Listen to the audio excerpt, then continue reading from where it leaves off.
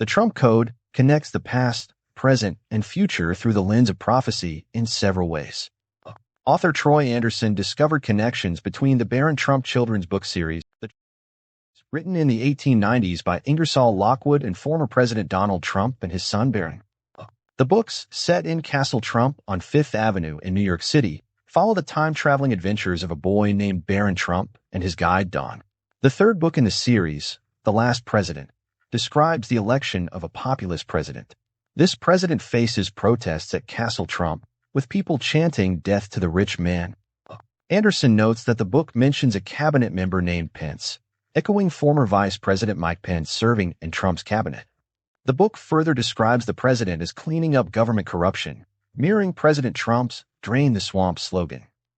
Anderson highlights a potential connection to the future, as the books leave open the possibility that Barron Trump could become president after his father. Anderson also connects President Trump to Nikola Tesla, architect of the modern world. Tesla, who died in 1943, left behind 80 research trunks, which were examined by President Trump's uncle, John Trump, a professor at MIT. The files then disappeared, leading to speculation that the government took some of Tesla's ideas to develop top-secret technology, including time travel. Through these connections, the Trump Code encourages readers to consider whether Ingersoll Lockwood had prophetic insight, whether God can reveal the future through fiction, and whether events are predetermined or if people have the power to change the future through repentance and prayer. All right, so get this. We're going deep on some really weird stuff today. Ever heard of the Barron Trump books? Can't say that I have. Yeah, well, they're this series of children's novels, but get this. They're from the 1890s. Okay. Interesting. How is that weird? Well, they're full of these, like, crazy parallels to stuff happening today, even to the Trump family. Like, what are the chances? The Trump family, huh? That's definitely piquing my interest. Yeah, we're going to try to unpack some of these connections and see what we can make of them. The guy who really got into all this, his name is Troy Anderson, and he wrote this book called The Trump Code. And we're using that as our main source material for this deep dive. Exactly. Gotcha. Sounds like a fascinating rabbit hole. It really is. So these books were written by a guy named Ingersoll Lockwood. And the main character, you guessed it, Barron Trump. Mm-hmm. And guess where he lives? Hold on. Let me guess. Yeah. In a place called Trump Tower. Close. It's called Castle Trump in the book. Okay, close enough. But it gets even weirder. Castle Trump is this, like, crazy, luxurious mansion on Fifth Avenue in New York City. Wow. I mean, that's got to be more than just a coincidence, right? Especially with Trump Tower actually being on Fifth Avenue. Right. That's what I'm saying. Too many weird connections here. And it gets even weirder. So in one of the books, Barron Trump goes on these time-traveling adventures. Time travel. Now we're talking. I know, right? And guess where one of his trips takes him? I don't know. Maybe back to the 1890s to give Ingersoll Lockwood some writing tips. Good one. No, he goes to Russia. Oh, come on. Okay, now that's just getting spooky. I can totally see why people might jump on the whole prophecy thing with these books. Totally. And then it gets even crazier. Lockwood wrote a third book called The Last President. Yeah. It's like he took headlines from, I don't know, the last few years and just threw them into the plot. Well, what kind of headlines? Give me the juicy details. Okay, so in the book, a populist president wins the election, right? Then what happens? Huge protests break out in the streets. Sound familiar? Yeah, I'm too familiar. People are chanting "Death to the Rich Man," and they're going after, you guessed it, Castle Trump. Things get so bad that the military has to step in to, like, keep the peace. It's like he was looking into a crystal ball or something. But the craziest part is, the president in the book, he appoints someone named Pence to his cabinet. Wow, that is a whole lot of very specific details that seem to, like, actually mirror recent events. No wonder people are freaking out and drawing comparisons. It totally plays into that whole human fascination with prophecy, right? Like, what if someone actually knew what was going to happen all along? It's something you see a lot in literature, authors seemingly, like, predicting future events. Totally. Like, if you think about George Orwell's 1984, Big Brother watching everyone, the whole surveillance state, it's like he predicted our obsession with privacy today. Exactly. Or think about Ray Bradbury's Fahrenheit 451. Book burnings and censorship. Sadly, that's still relevant in some places today. It's like they were tapping into some collective societal nightmare before it even happened. It's crazy. But why do you think these kinds of stories stick with us so much? Well, I think there are a few reasons. Part of it might be confirmation bias. Like, We're drawn to information that backs up what we already believe or are afraid of. So, if you already don't trust the people in power, a story like this just feeds into that feeling. That makes sense. It's easier to believe in some big conspiracy or that everything is already decided than to try and deal with how complicated reality actually is. Right. And let's be honest, the world can feel pretty chaotic and unpredictable. So the idea that someone somewhere has it all figured out can be, well, kind of comforting, even if it's scary. So it's not just about what actually happens in these stories, but about our psychological need to find meaning, to find some kind of order in the chaos. Right on. We crave explanations, especially for things that feel huge and unsettling. And sometimes those explanations go way beyond the normal, into the supernatural or the prophetic. But there's also something to be said about, well, how history kind of repeats itself. Yeah, that makes sense. What do you mean?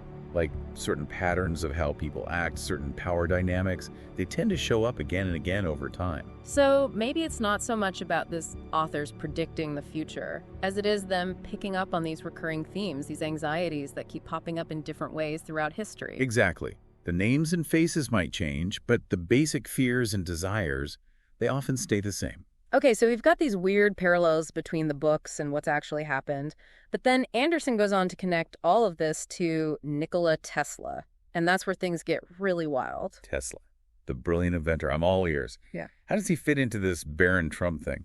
Okay, so remember how Baron Trump goes on all these time-traveling adventures?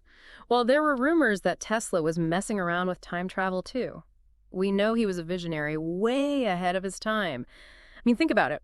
Wireless communication, the electrical grid, that's all thanks to him. Right, Tesla was a total genius, but time travel, that's a whole other level. I know, right? But there's more. When Tesla died back in 1943, he left behind 80 trunks full of his research notes.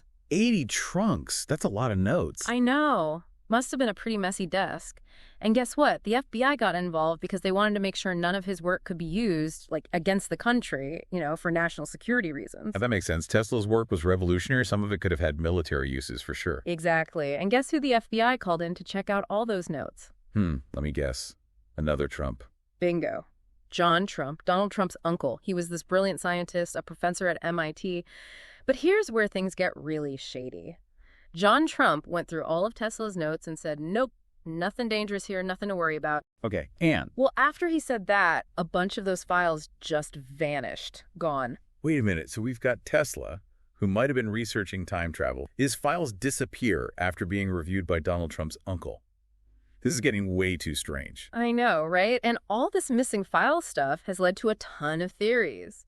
Some people think the government took Tesla's research, maybe even his time travel stuff, to develop secret technology. Imagine if someone really cracked the code on time travel. Whoa, mind-blowing. But is there any science behind time travel? Is it even possible? There's a lot of debate. Einstein's theories say it might be possible, but going from theory to reality is a whole other thing. Yeah, good point. Plus, think about all the paradoxes. If you could go back and change something, what would happen to the present? It gets pretty messy pretty fast. Totally, like opening a Pandora's box of consequences.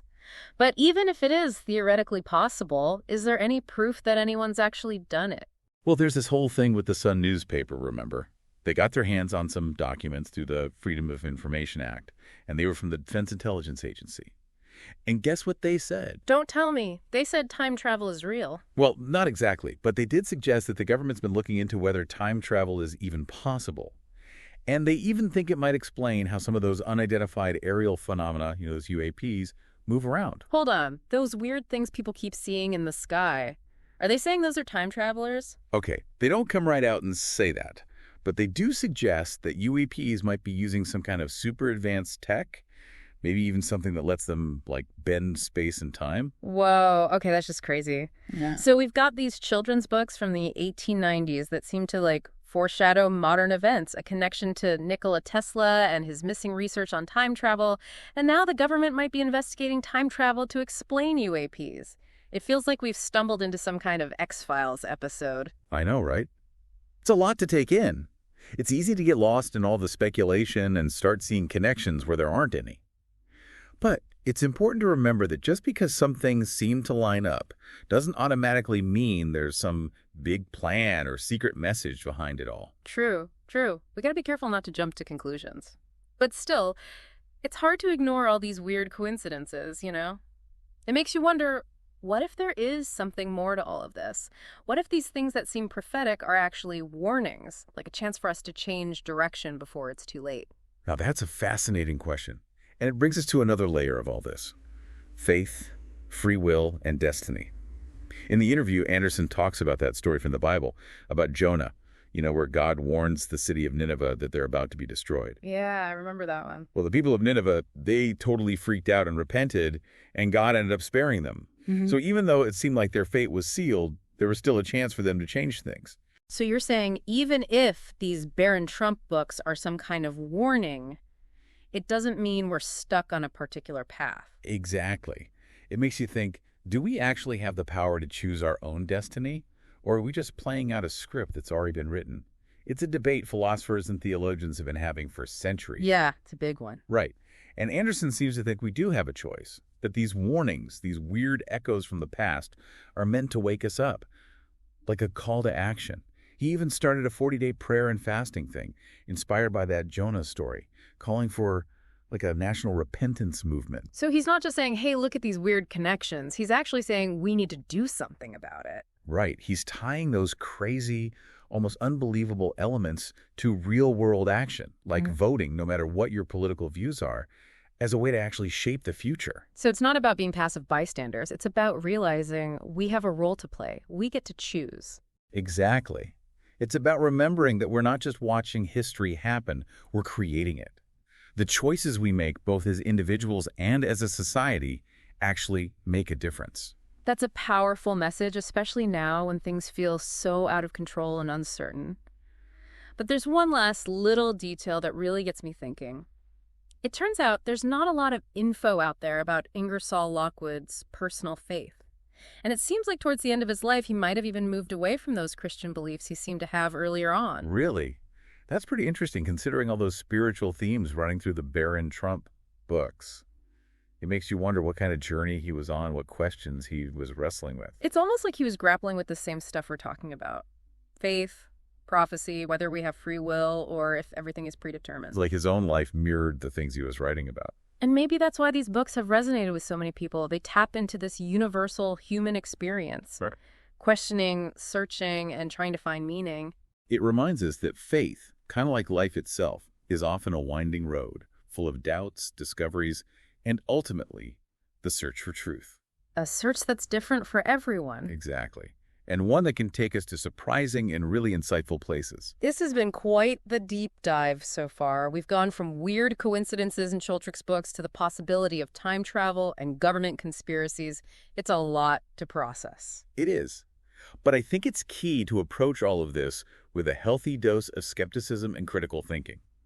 We've got to be able to tell the difference between speculation and facts, be smart about what we choose to believe, and not jump to conclusions. Absolutely. But at the same time, we've got to be open to ideas that are outside the box, right? After all, some of the biggest discoveries throughout history were initially dismissed as impossible or even, dangerous. You're right. It's about finding that sweet spot between being critical and staying open-minded, being both careful and curious. And maybe, just maybe, if we do that, we'll uncover some truths that we never even thought possible. Exactly. Sometimes the journey is just as important as the destination. It really does feel like you're going down this crazy rabbit hole, right? Yeah. But I keep coming back to this one question, if these Barron Trump books are some kind of warning, does that mean our fate is sealed? Is the future already set? Well, that depends on how you look at the whole idea of prophecy. Some folks see it as this fixed destiny, like it's going to happen no matter what. But others see it more as a warning with conditions, like, hey, if we keep going down this road, here's where we might end up. But you can always change direction. So more like a cosmic wake-up call than like a written-in-stone prediction? Yeah, exactly. Like those old choose-your-own-adventure books. Remember those. You get to a certain point, and what happens next depends on what choices you make. So maybe these echoes from the past, they're meant to shake us up a bit, make us think about the choices we're making, both as individuals and as a whole society. Right on. Recognizing those patterns, seeing those potential problems before they happen, well, that could be the first step towards actually making things better. Which brings us back to Anderson and his whole national repentance movement. What's he actually talking about there? Well, if you look at that Jonah story, Repentance wasn't just about feeling bad about the things you did wrong. It was about really changing your heart and your actions, like Yeah. admitting you messed up, turning away from those harmful behaviors, and actually working to fix things. So how would that look today? I mean, what would that kind of national repentance actually look like? Anderson seems to be saying we need a moment to just stop and reflect, Yeah. like as a country, to face those things that divide us, the injustices that are still happening, and really ask ourselves if we're living up to our own values. It's like hitting a giant reset button, a chance to take a step back and be like, okay, where are we messing up and how do we get back on track? Exactly. And his whole Nineveh moment idea suggests that this kind of shift is possible, you know. Even when things seem bleak, like we're headed for disaster, we can still choose a different path. Definitely a message of hope.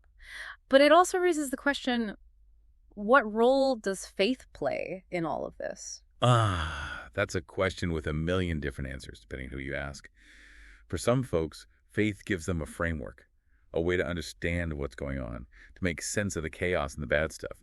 For others, faith is what keeps them going, what gives them strength when things get tough. And for Anderson, it seems like faith is both a guiding principle and a call to action.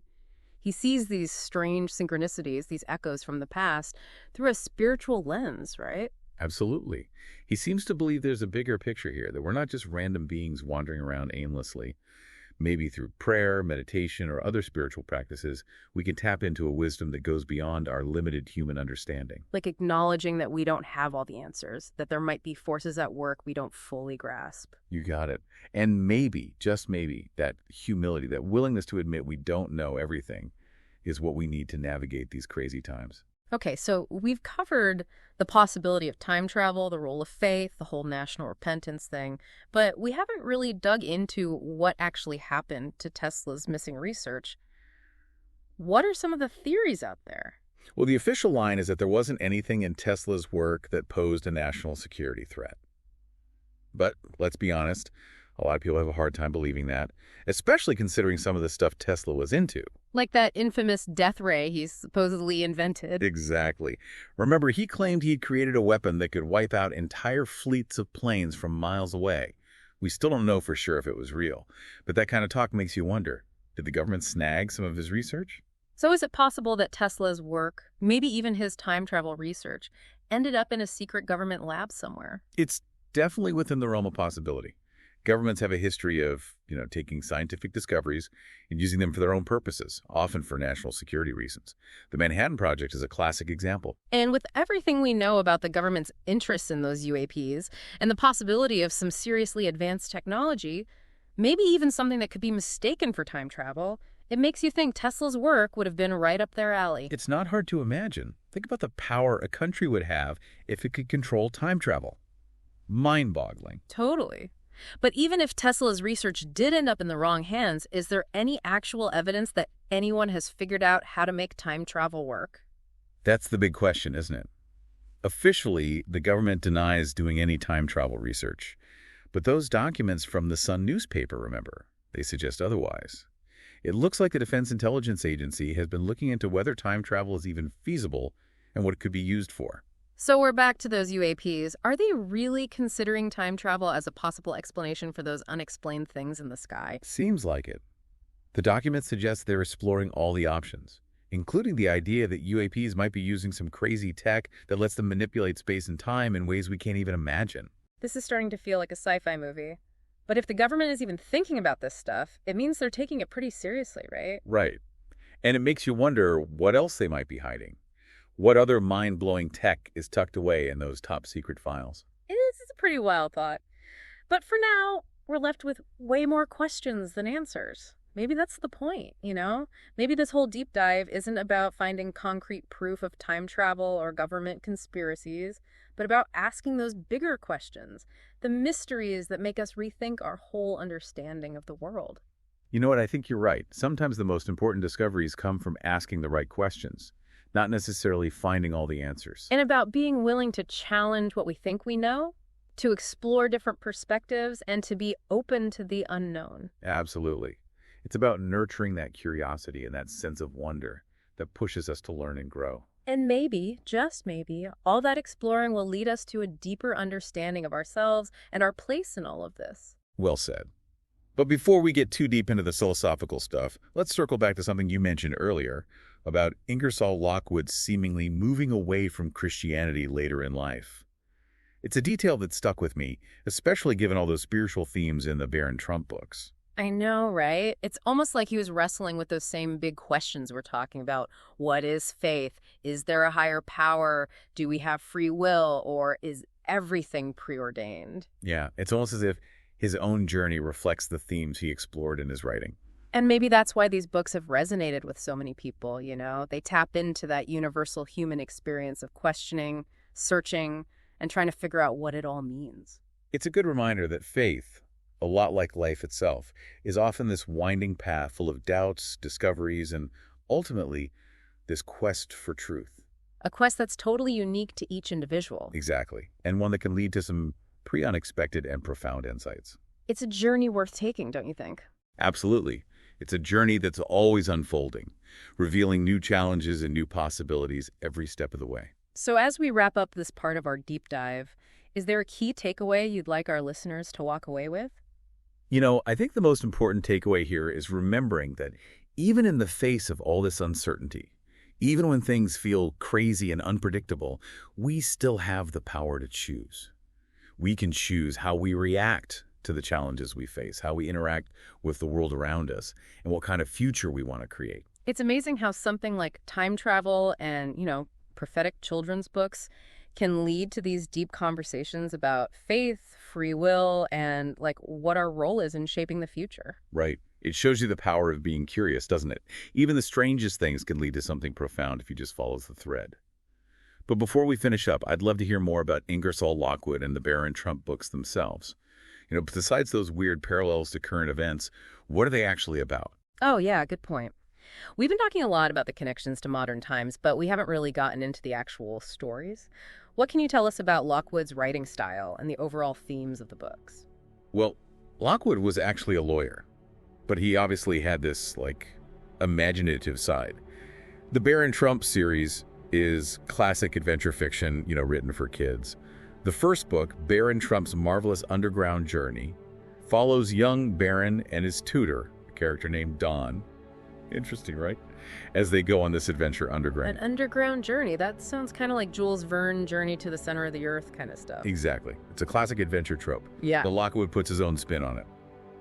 Barron and Don encounter all these strange creatures and crazy landscapes as they explore this, hidden world beneath the surface. Cool. What about the second book? Does it keep going with the underground adventures? It does. Barron Trump's Marvelous Underground Journey picks up where the first one left off, with Barron and Don going even deeper into that subterranean realm. But of course, it's the third book, The Last President, that's really captured everyone's attention lately. Right, because of those, uncanny predictions about a populist president, all those protests, and even someone named Pence in the cabinet, right? Got it. In that book, Barron somehow ends up in a future version of New York City.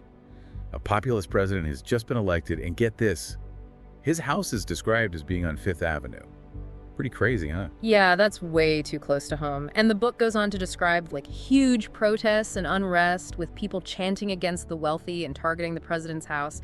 It's kind of freaky how much it lines up with things we've seen. It is definitely unsettling. Yeah. But that's what makes the book so interesting. It plays on our fascination with the idea of prophecy, that maybe someone somehow knew it was going to happen. It's like those times you watch an old movie or read a classic book and it feels like the author saw the future or something. Exactly. And it makes you think, was Lockwood trying to tell us something? Was it a warning? Or was it all just a crazy coincidence? I guess we'll never know for sure. But no matter what Lockwood intended, the fact that these books have become so popular lately, well, it suggests they've tapped into something bigger, like a collective anxiety, or maybe just a feeling that we're living in a time of massive change and uncertainty. And maybe that's the biggest takeaway from all of this. These Barron Trump books, whether they're intentionally prophetic or not, they remind us that the future isn't set in stone. It's shaped by the choices we make every single day. And by engaging with these big questions, challenging our assumptions, and exploring different perspectives, we can actually become more active in creating the world we want to live in. Wow, that's pretty profound. So, to our listeners out there, if you're curious about any of this, I definitely recommend checking out the Baron Trump books. You can decide for yourselves about those prophetic elements, the weird coincidences, and what Lockwood might have been trying to say. And if these books get you thinking, if they spark some curiosity or even a little bit of unease, don't ignore those feelings. Let them guide you. Dive deeper into the things that grab your attention. Research time travel, explore different philosophical views on free will and destiny, or learn more about Ingersoll Lockwood. There's so much to explore. This deep dive has been a wild ride, that's for sure. Lots of twists and turns along the way. And as we wrap up, I just want to say thank you so much for coming along for the ride. The pressure was all mine. Don't forget, knowledge is power, and searching for understanding is a lifelong adventure. So keep asking those questions, keep searching for truth, and always stay open to the possibilities. Who knows what we'll uncover next?